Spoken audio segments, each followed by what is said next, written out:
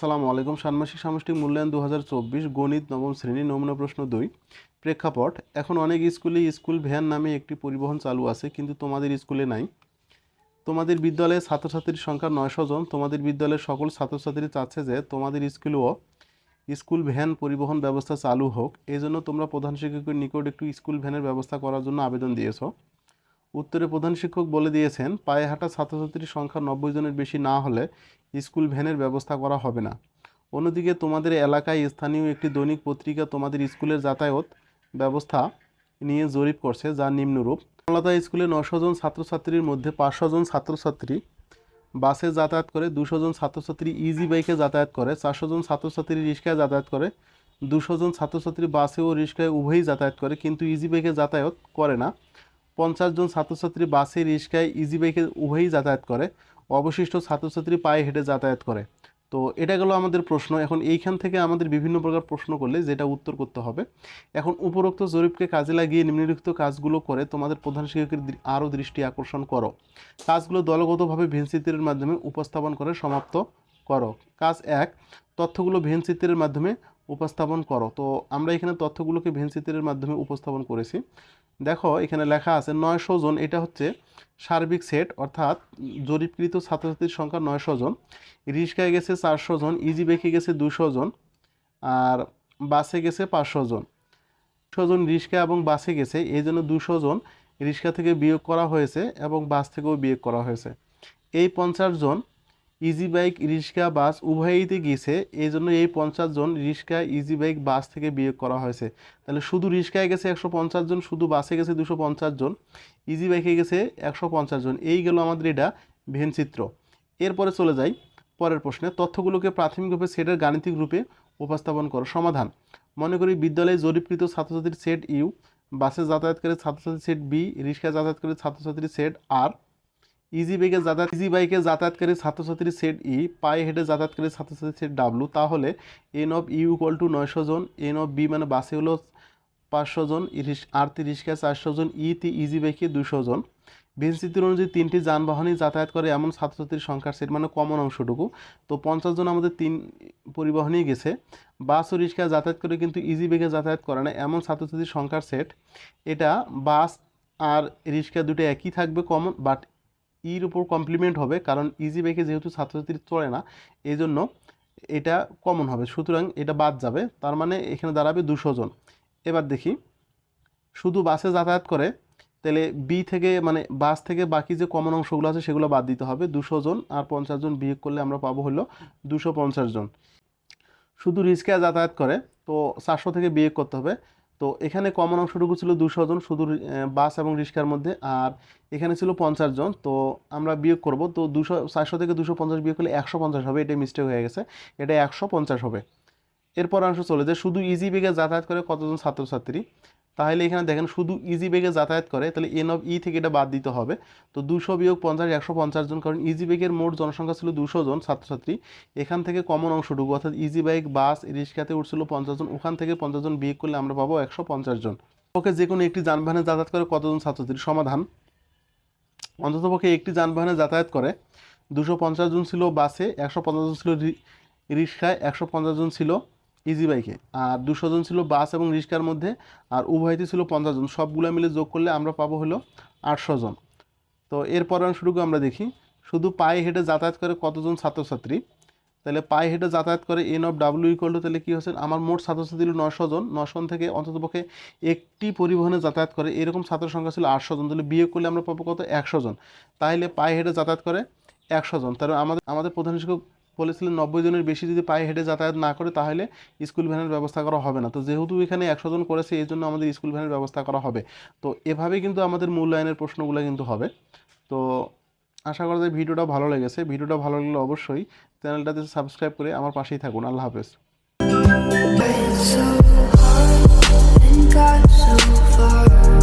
ওয়ালাইকুম। ষান্মাসিক সামষ্টিক মূল্যায়ন 2024 বিষয় গণিত নবম শ্রেণী পরীক্ষার্থীর জন্য নির্দেশনা।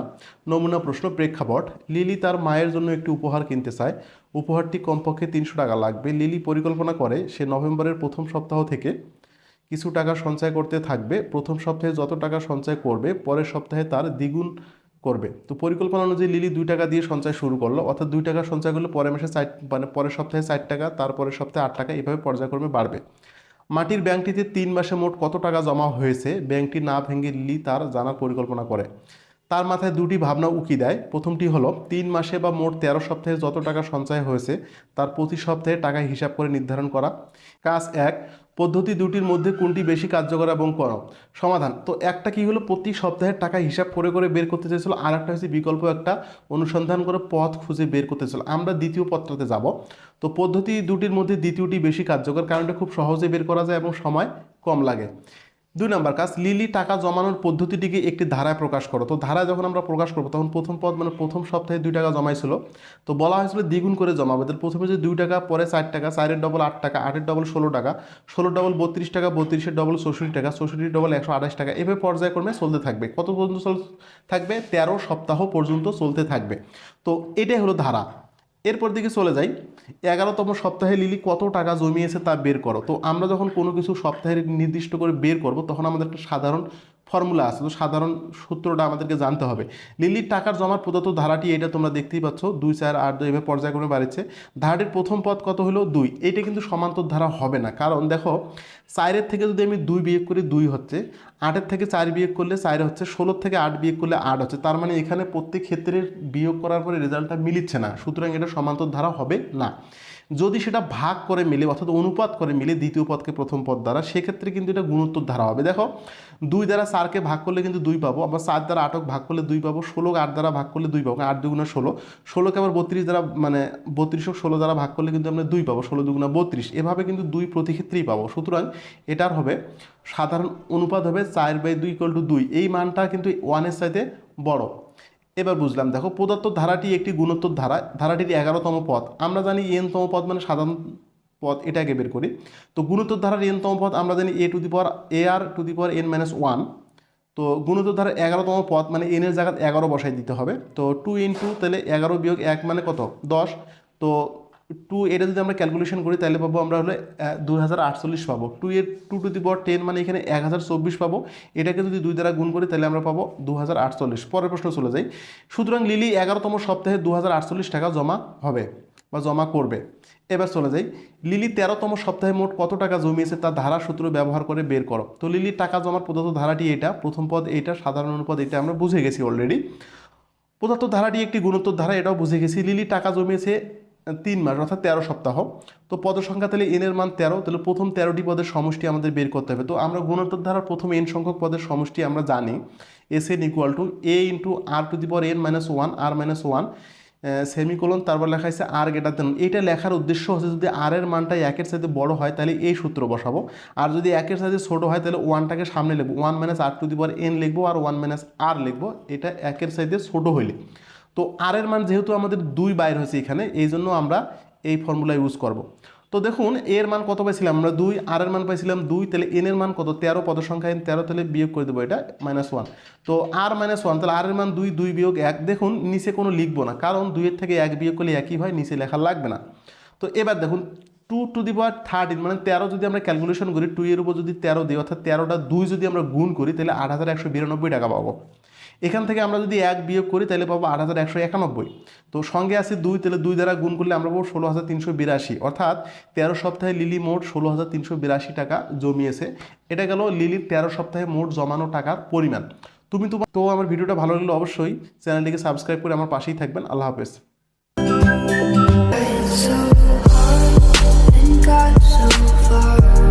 আসসালামু আলাইকুম। ষান্মাসিক সামষ্টিক মূল্যায়ন 2024 বিষয়ে গণিত নবম শ্রেণী। এটা একটা নমুনা প্রশ্ন, শিক্ষার্থীদের জন্য নির্দেশনা। এটা একটা প্রেক্ষাপট বর্ণনা করা হচ্ছে। তোমরা জানো জমির উর্বরতার উপর ভালো ফসল হওয়া নির্ভর করে।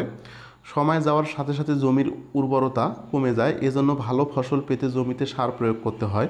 কী পরিমাণ সার প্রয়োগ করতে হবে তা নির্ভর করে জমির উর্বরতা কতটুকু কমেছে তার উপর। যদি জমির উর্বরতার অপচয়ের হার আমরা জানতে পারি তবে হিসাব করে প্রয়োজনীয় সারের পরিমাণও আমরা নির্ধারণ করতে পারব। ফলে সারের অপচয় যেমন কমবে তেমনি পরিবেশেরও ক্ষতি কম হবে। এরকমই কয়েকটি সমস্যার সমাধান আমরা করব। নাম্বার 1, জমির উর্বরতা বছরে 2% হারে কমতে থাকলে কত বছর জমির উর্বরতার 30% কমে যাবে? তো আমরা এটা সমাধান করেছি। তো দেখুন সমাধান, জমির প্রারম্ভিক উর্বরতা পি মানে প্রাথমিক উর্বরতা অবস্থায় হার আর ইকুয়াল টু দেওয়া আছে 2%। 2% মানে আমরা জানি 2/100 100, এটাকে যদি ভাগ করি আমরা 0.02 পাবো। টি সময় পরে জমির উর্বরতা 30% কমে যায়, মানে 100 থেকে 30 বিয়োগ হবে। তো পাবো আমরা কত, পি ইন্টু এইটা, তাহলে 77%। 70 থেকে যদি আমরা ক্যালকুলেশন করি 70/100 পাবো। এটাকে পাবো 0.70, যদি গুণ করি আমরা 0.70 মানে 70 পি পাবো। সূত্র থেকে পাই PT equal to P into 1 - r⁻, PT এর মান 0.70 পি এবং পি 1 - r এর মান 0.02। সুতরাং 1 থেকে 0.02 যদি বিয়োগ করি আমরা পাবো হলো 0.98 এই পি আর এই পি কেটে দিলাম, 0.70 ইকুয়াল টু পাইলাম।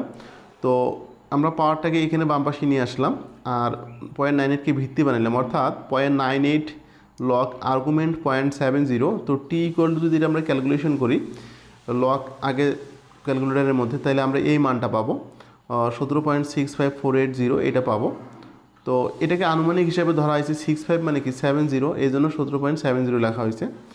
তো সুতরাং 17.7 বছর পর জমির উর্বরতা প্রায় 30% কমে যাবে। এটা প্রায় চিহ্ন দিচ্ছে কেন, এটা আনুমানিক করে ধরানো হয়েছে।